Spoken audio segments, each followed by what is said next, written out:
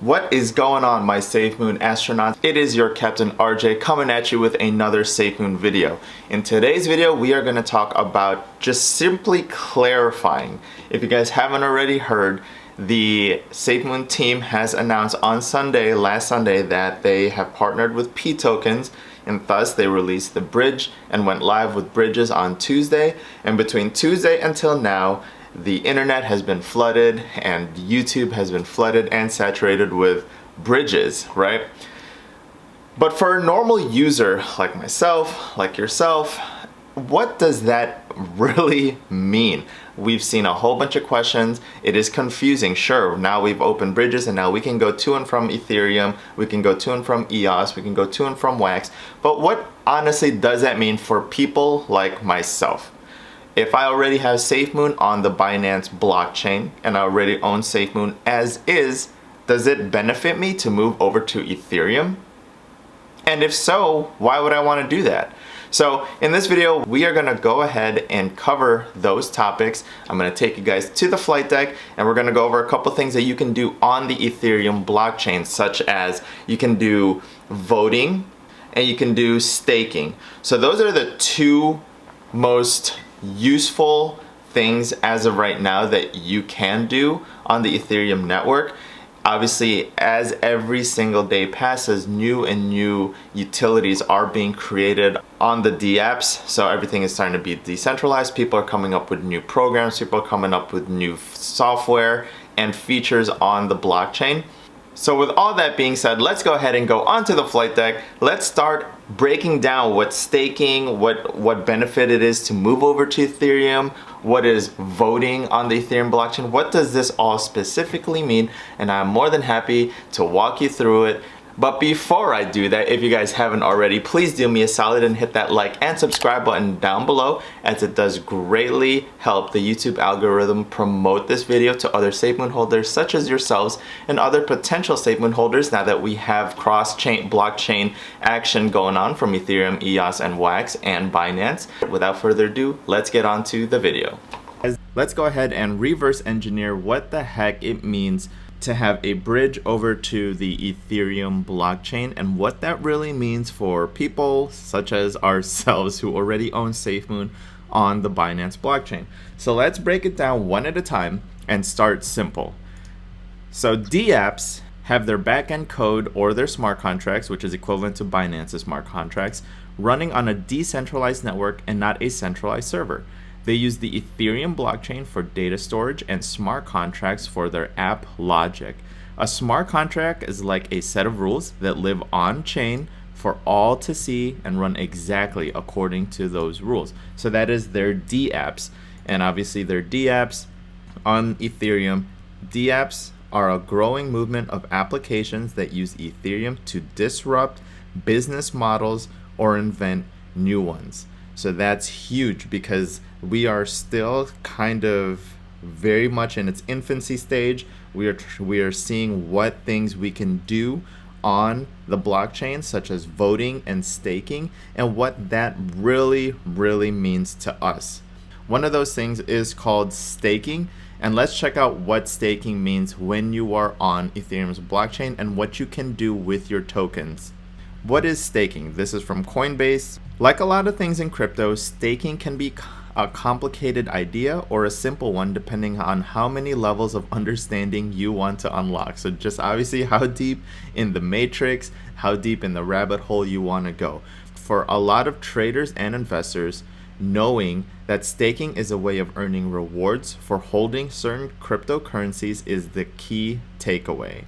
So think of this as if you own stocks, if you own a portion of a company that has dividends, you get rewarded for holding onto those shares and not selling it. So for every, like let's say for example, a company gives you a 25-cent dividend for every share you have of the company, and they will pay out those 25 cents every quarter. So every quarter you hold those shares, you get paid a certain portion back for every share. So staking is kind of the same thing, but on cryptocurrency. But even if you're just looking to learn some staking rewards, it's useful to understand at least a little bit of how they work and why it works. So how does staking work?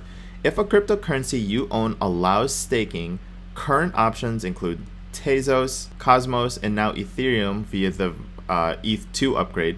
You can stake some of your holdings and earn a percentage rate reward over time.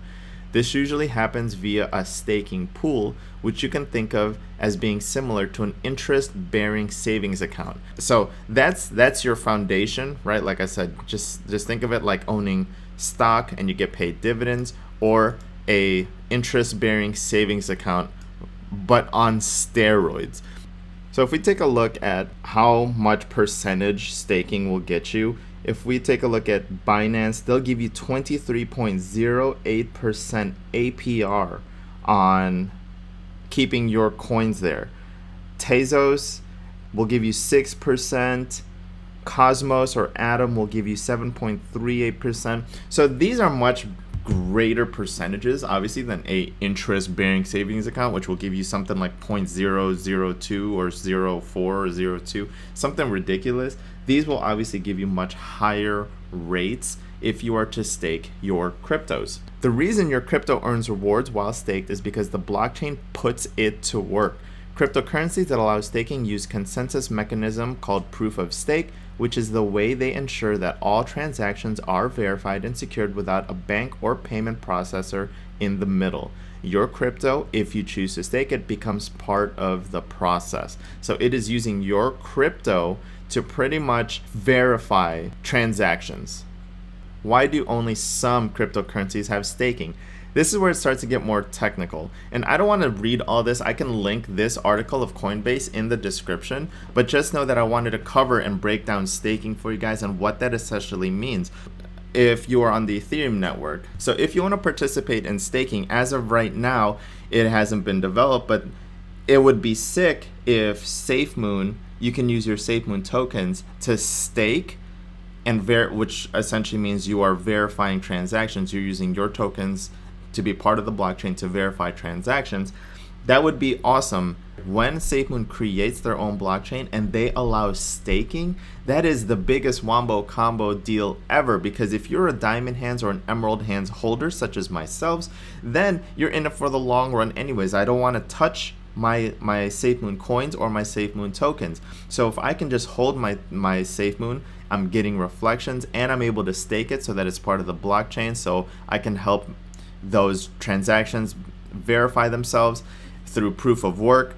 I'm all for it. All right, so these are things that we can possibly look forward to, but as of right now, if you want on the Ethereum blockchain, you can participate in staking. You just have to check out which cryptos allow you to stake. So if SafeMoon isn't one of them, then you can use your pSafeMoon on the Ethereum network and convert it to whatever token allows you to stake on the Ethereum blockchain. That's the most important thing. Let me say that one more time, a little slower, because I feel myself getting hyped again and I always get super passionate.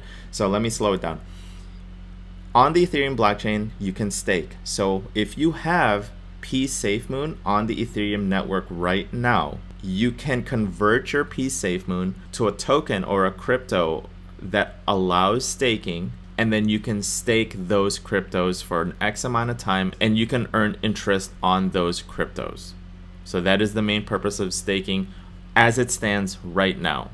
Let's look on to voting. This is the most interesting thing, and I'm actually excited to see how this evolves and how this can get implemented in the future, because as of right now, we have issues with voting. We're using a completely, in my opinion, archaic way of voting. We're still going and submitting voting through paper, and then we try to make a hybrid of electronic where we scan it.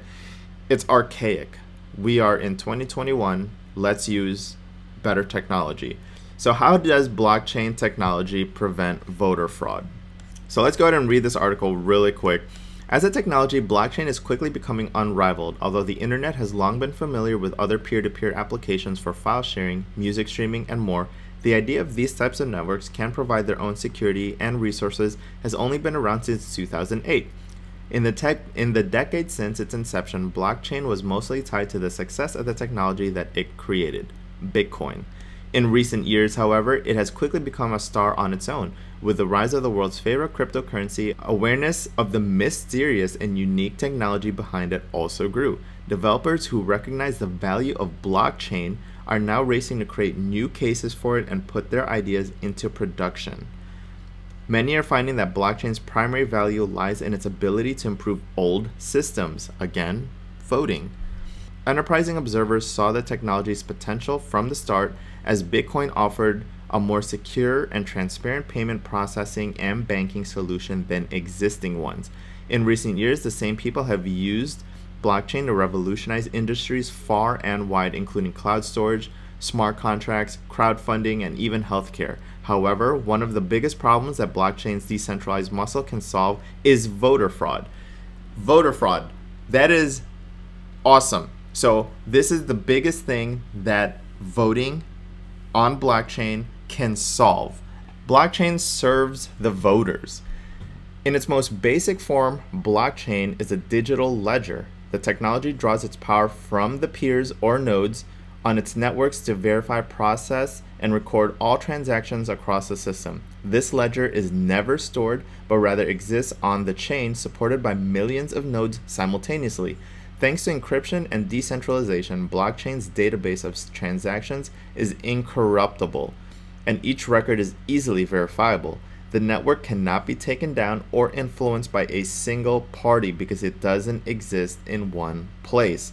Again, I don't want to read the whole thing, but I will link this article of Investopedia in the description below. Let's break this down again onto why that's important for us. As of right now, this is still relatively a work in progress. If they can find a way to start implementing voting on a wider spread case, this really truly solves voter fraud. So when we go through things like voting for congressman, voting for mayor, voting for legislature, we can start using blockchain so that we can avoid voter fraud. Isn't that the biggest dilemma? Isn't that the biggest problem we have right now? Is every single major election we had to stop for weeks on this last presidential election. Let me clarify this, because of issues we had with our voting system. As of right now, what ends up happening is if we can implement this on a wider scale, you're going to be able to use your cryptos to submit your votes. And of course, you're like, why do I have to submit cryptocurrency for my votes? There is another article I'm going to attach to you guys on voting on the Ethereum blockchain and analysis. This goes into technical math. If you guys, for those math wizards out there like SafeMoon Mark who's interested, but it goes over what it actually costs and why it costs tokens to vote. And he goes into some super hardcore math and graphs and everything, but it's very interesting for sure. In the future, if we can use SafeMoon to submit and poll votes, that would be amazing. Since SafeMoon is all about unbanking the unbanked, I do not see why it can't evolve into implementing voting with our newer technologies and using blockchain for that. Let's get rid of this archaic voting by the paper, submitting it. It's just, it'll solve a lot of the problems we have right now. So I hope you guys enjoyed that video of just walking us through what benefits it really has going over to the Ethereum blockchain, and if you really need to. For me personally, I will just stay on the Binance blockchain, because if I transfer and cross the bridge and use P tokens and cross the bridge over to the Ethereum network, and now my SafeMoon will be converted from SafeMoon to P SafeMoon, all this awesome, sexy lingo that's going on. But every single time I do that, I will take that 10% fee. And I don't want to do that right now. As awesome as the Ethereum blockchain is with their dApps, with their voting, with their staking, it's not to a point yet where I want to dabble in it. That's just me personally. And I will keep my SafeMoon on the Binance blockchain until SafeMoon releases their wallet, in which I'm going to transfer my tokens from Trust Wallet to the SafeMoon wallet, and then SafeMoon will come out with their own blockchain and everything will be cheesy. Everything will be great. We will all be chilling on the SafeMoon rocket together, getting ready to take off into the moon, where we will get there safely. I hope that helped you guys. I hope it clarified some things, because I know you guys asked me a lot of questions about, hey, do I need to move my stuff? If I do, what benefit is there? So I hope I was able to clarify some stuff for you guys. If you guys haven't already, please do me a favor and hit that like and subscribe button down below, as I greatly appreciate it, because it helps promote this video and find other people such as yourselves. And with that being said, I will catch you guys on the next SafeMoon video next time.